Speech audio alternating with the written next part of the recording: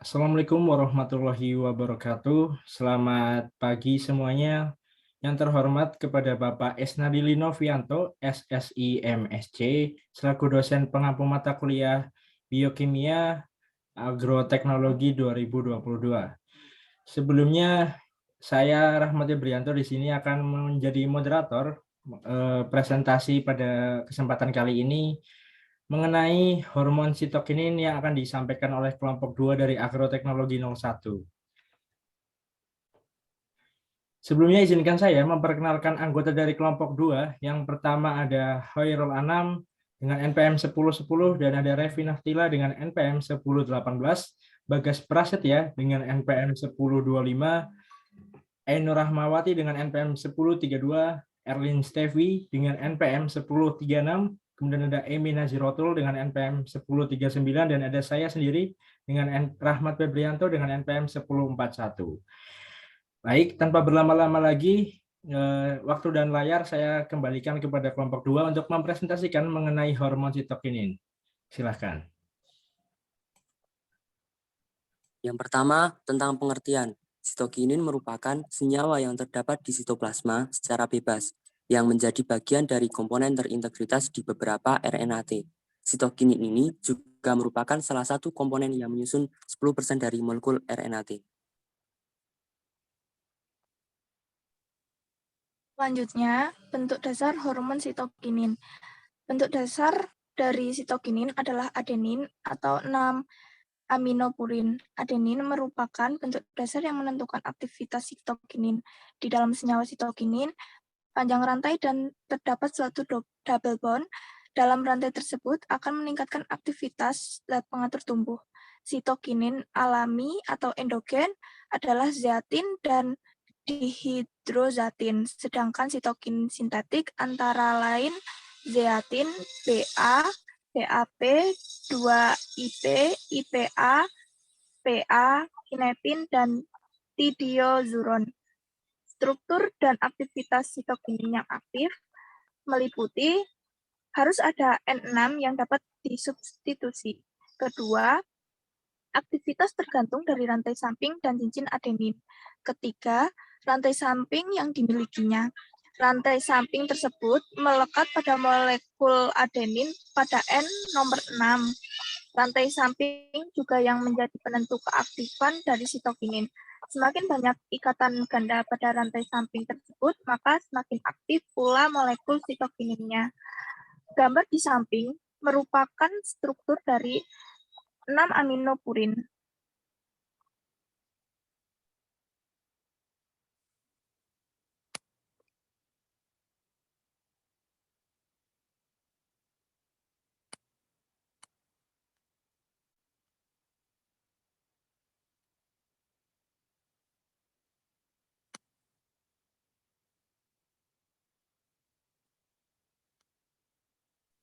Selanjutnya akan disampaikan oleh Bagas Prasetya. Waktu dan layar saya persilahkan.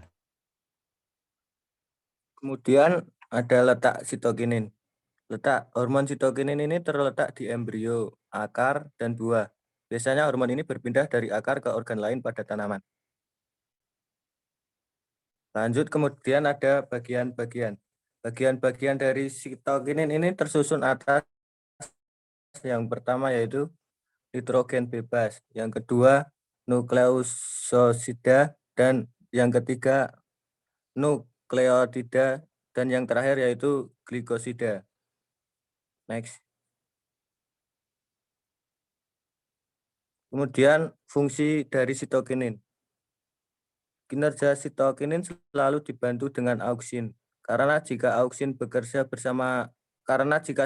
bekerja bersama auksin, maka akan merangsang terjadinya pembelahan dan diferensiasi sel. Selain itu, fungsi hormon sitokinin juga berpengaruh terhadap yang pertama yaitu pembelahan sel. Hormon sitokinin terdapat pada sel-sel yang aktif membelah dalam jumlah besar. Kemudian yang kedua ada pada beberapa tumbuhan, sitokinin dapat meningkatkan pembukaan stomata. Yang ketiga, menghambat proses penuaan pada daun. Kemudian yang keempat, pertumbuhan kuncup lateral sehingga menurunkan dominasi pucuk apikal. Yang kelima, memacu membukanya stomata pada beberapa jenis tumbuhan. Kemudian mempengaruhi morfogenesis pada teknik kultur jaringan. Dan yang terakhir yaitu mempengaruhi perkembangan kloroplas. Pemberian sitokinin dapat memicu peningkatan kadar klorofil, mampu meningkatkan konversi etioplas ke kloroplas melalui stimulasi sintesis klorofil. Selanjutnya adalah jenis sitokinin. Sitokinin alami dihasilkan oleh jaringan yang masih tumbuh aktif, terutama pada akar, embrio, dan buah. Sitokinin yang dihasilkan di akar diangkut ke bagian atas tumbuhan yang masih muda melalui xilem. Sitokinin terbagi menjadi dua, yaitu tipe adenin dan tipe fenilurea.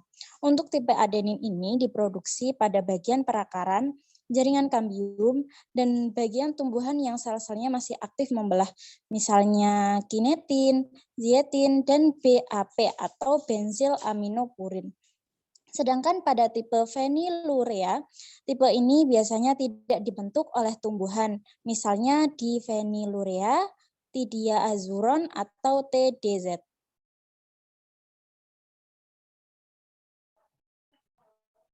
Selanjutnya yaitu mekanisme kerja hormon sitokinin. Sitokinin menghambat pembentukan akar lateral melalui pengaruhnya pada sel periskel dan memblok program pengembangan pembentukan akar lateral. Mekanisme kerjanya yang pertama yaitu pengaturan pembelahan sel dan diferensiasi sel. Jadi bekerja sama dengan auksin, sitokinin menstimulasi pembelahan sel dan mempengaruhi lintasan diferensiasi. Ketika satu potongan jaringan parenkim batang dikulturkan memakai sitokinin, maka sel tersebut tumbuh menjadi besar dan dapat membelah. Yang kedua yaitu pengaturan dominasi apikal. Dalam proses ini, sitokinin masuk melalui akar ke dalam sistem tajuk tanaman, akan melawan kerja auksin dengan mengisyaratkan tunas aksilar untuk mulai tumbuh. Jadi rasio sitokinin dan auksin merupakan faktor kritis dalam mengontrol pertumbuhan tunas aksilar. Selanjutnya yaitu efek anti penuaan. Sitokinin dapat menahan penuaan beberapa organ tumbuhan dengan menghambat pemecahan protein dengan menstimulasi RNA dan sintesis protein.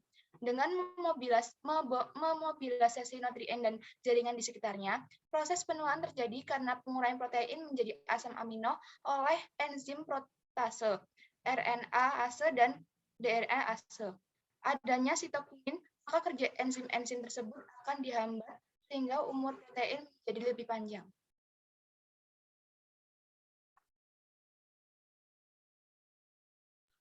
Selanjutnya yaitu proses biosintesis hormon sitokinin. Biosintesis sitokinin terjadi pada ujung akar dan nodul akar, embrio, dan endosperm biji yang sedang berkembang. Asetil CoA merupakan senyawa utama yang berperan sebagai prekursor utama dalam sintesis sitokinin. Asetil CoA inilah yang nantinya akan memasuki siklus asam mevalonat yang kemudian membentuk sitokinin. Di samping terdapat adanya gambar bagaimana proses biosintesis hormon sitokinin. Yang pertama yaitu penambahan isopentenil pirosfat di rantai samping DMAPP atau dimetil pirofosfat sehingga menjadi adenosin. Selanjutnya isopentenil AMP yang terbentuk melalui reaksi hidrolisis yaitu terjadinya pelepasan gugus fosfatnya yang akan diubah menjadi isopentenil adenosin dengan bantuan enzim fosfatase. Selanjutnya, yaitu isopentenil adenosin ini yang kemudian mengalami reaksi hidrolisis, yaitu terjadinya pelepasan gugus ribosannya yang akan menjadi isopentenil adenin.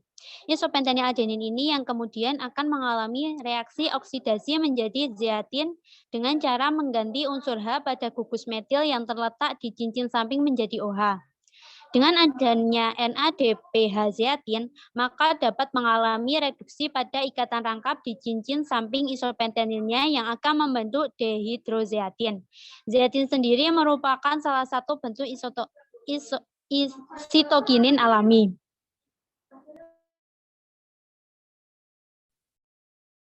Baik, Terima kasih untuk teman-teman dari kelompok 2 yang telah mempresentasikan dengan cukup baik materi mengenai hormon sitokinin.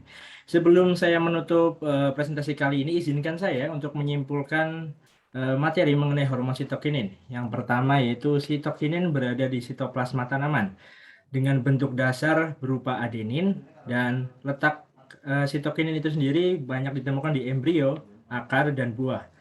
Kemudian kerja sitokinin selalu dibantu dengan hormon auksin untuk merangsang terjadinya pembelahan dan diferensiasi sel. Dan kemudian biosintesis sitokinin terjadi melalui siklus asam mevalonat. Baik, sekian presentasi yang dapat kami sampaikan dari kelompok 2 mengenai hormon sitokinin. Jika ada pertanyaan dapat disampaikan melalui kolom forum yang terdapat di Elita. Sekian, terima kasih. Wassalamualaikum warahmatullahi wabarakatuh. Selamat pagi semuanya. Sampai bertemu lagi.